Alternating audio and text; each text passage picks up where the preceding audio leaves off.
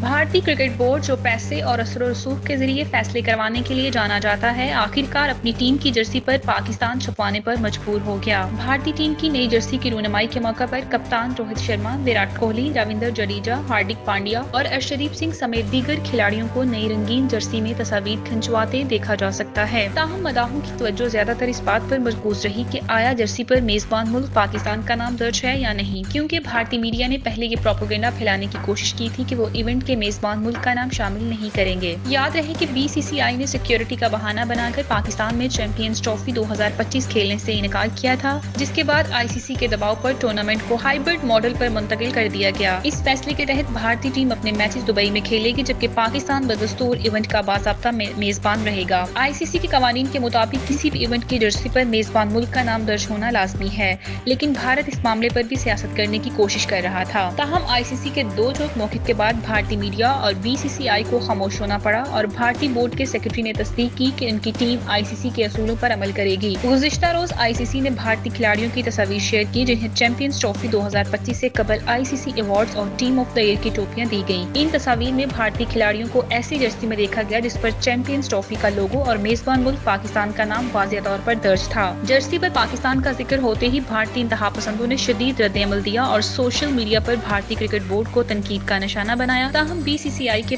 پاس آئی سی سی کے فیصلے پر عمل کرنے کے سوا کوئی اور راستہ نہیں بچا تھا۔